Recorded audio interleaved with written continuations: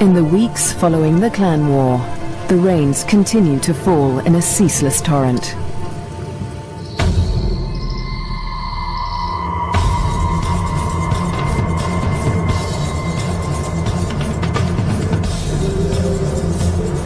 Rising waters swallow vast tracts of land.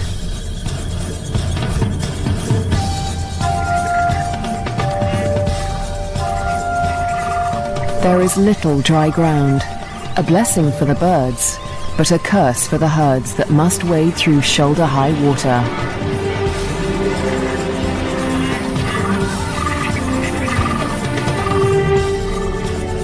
The flooding encroaches fast on Twambo's den.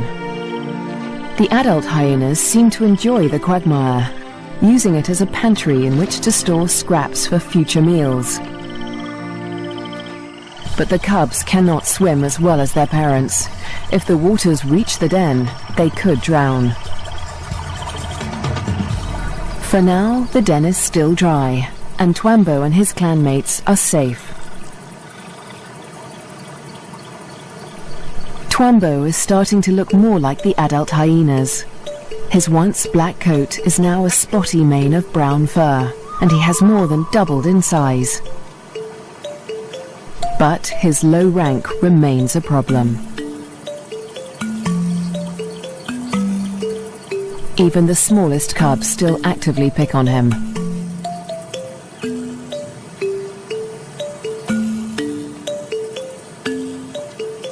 Fortunately, he's also becoming more independent and can escape his belligerent clanmates as he explores ever further from the den. But as adulthood draws near, the toughest part of his life approaches. Soon, instinct will compel him to leave in search of a mate from another clan. If he's not killed for intruding on rival territory, he'll have to struggle for acceptance into a new clan. What little rank he has will be stripped away, and like the adult males of his own clan, he'll become submissive to the clan females. Unprovoked attacks and exclusion from kills will become commonplace. It's a hard life, but life without a clan is harder. Alone, he may struggle for food. His ability to draw nutrition from even the oldest bones may become a matter of survival. At the clan to the north, Nasanta and her sister will not suffer this fate. As high-ranking females, they will never want for food. In fact, unlike Twambo, they will often be the first to feed at kills. Much of the land around Nasanta's den is dry, and the matriarch guides the cubs through their future hunting grounds. Soon, they will even be allowed to join their mother on a hunt.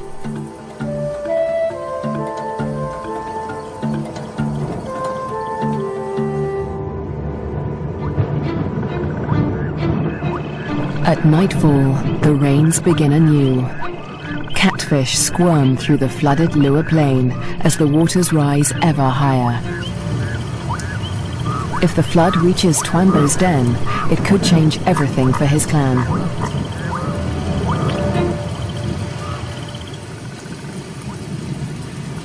The downpour continues into the morning. A female from Twambo's clan returns to the den, but her clanmates are gone.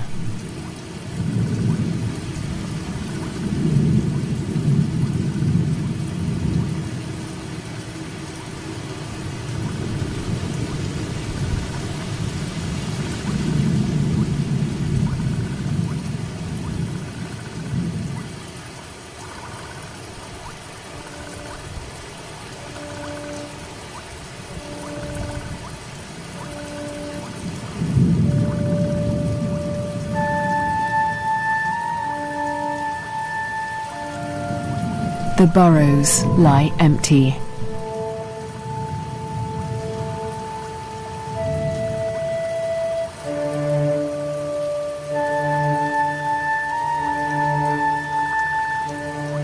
The waters have crept within meters of the den.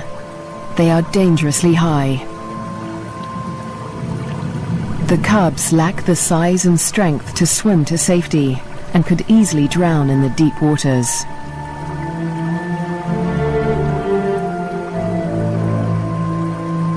Cut off from dry land, the den could become a death trap.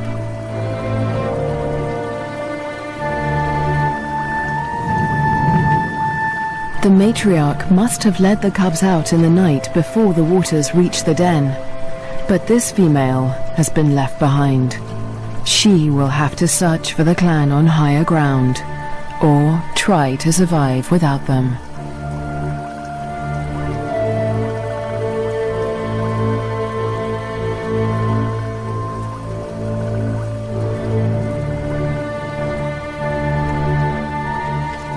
Was Twambo with the other cubs when they left?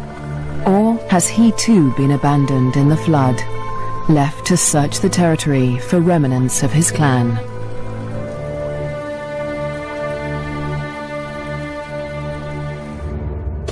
Years pass, and the fates of Twambo and his clan remain uncertain. Dry seasons come and go, and each year the plains flood anew. Nasanta continues to flourish as she grows into a high-ranking adult. But today, something unexpected happens. A stranger appears, a hyena foreign to Nasanta's clan. It's Twambo. He survived the floods and has grown to adulthood. He's on his own now, searching for a mate and a new clan. He's been drawn here by the scent of a female in season. That female is Nasanta, and Twambo gets her attention. He's an intruder in her territory, but she doesn't attack him. She'd rather claim him as a mate. New genes in the clan are a valuable asset, and nomadic males are often favored as mates over resident males. With Nasanta's approval, Twambo's intrusion is allowed by the clan, for now. But there is one hyena that disapproves of the match. He is a high-ranking male from Nasanta's clan, and his hopes for mating with Nasanta have been dashed for now by Twambo's unexpected appearance. The pair retreat to avoid a conflict, but the scorned male follows them, intent on challenging Twambo for mating rights. A long-distance chase begins.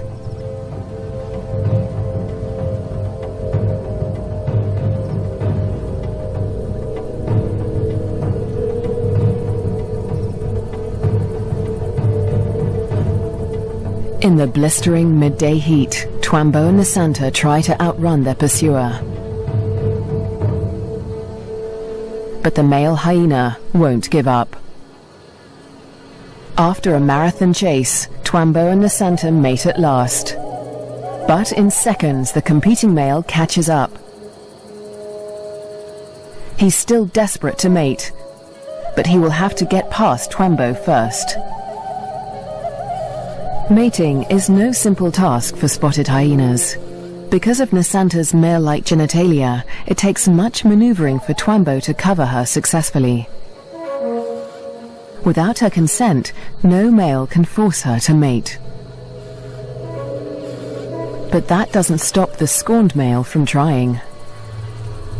He attempts to mount Nasanta from behind Twambo.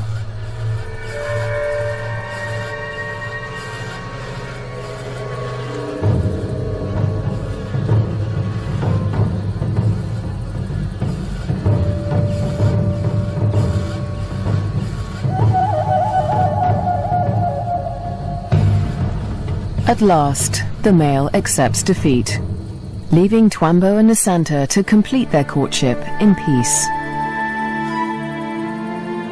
But when the mating ends, so too does the clan's tolerance for Twambo. He must still gain acceptance into Nasanta's clan.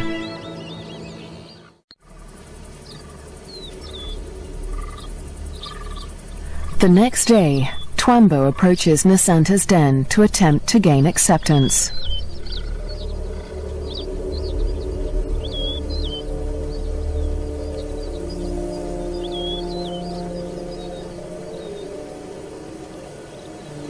The dominant females immediately investigate the stranger.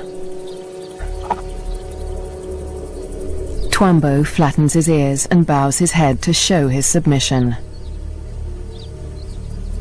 But it's not enough for them.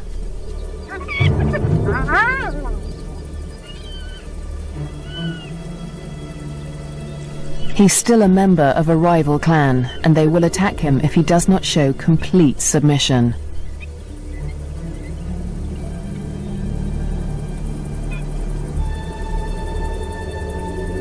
In order to gain acceptance into the clan, Twambo must also win the favor of the matriarch, Nasanta's mother. She is nursing a new litter of cubs, and she'll protect them at all costs, especially from strangers like Twambo.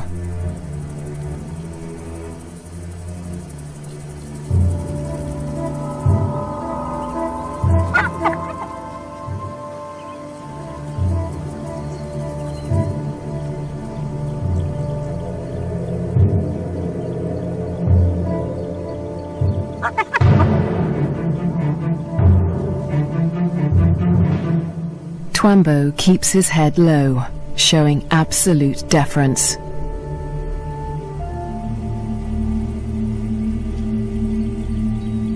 The tactic works. The matriarch relents.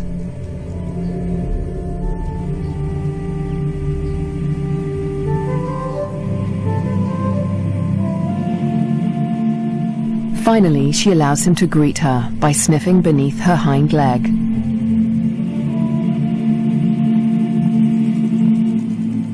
He does the same to her cubs, who will rank above him in this clan.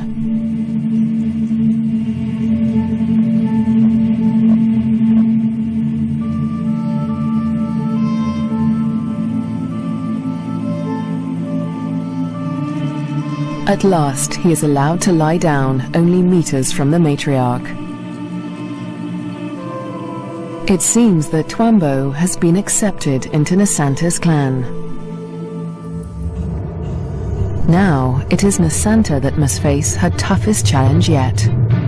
Over the next 4 months, her pregnancy comes to term. At last, the moment arrives.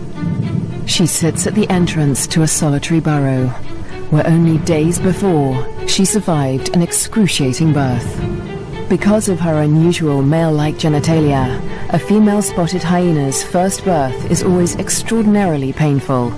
Stillbirths are common, but Nasanta's one tiny female cub survived.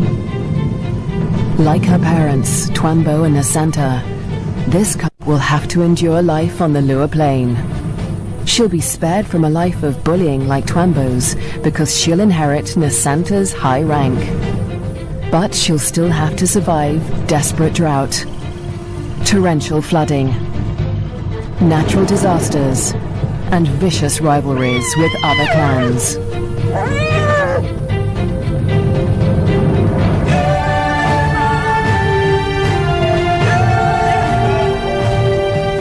She'll have to learn what it takes to become a Bone Crusher Queen.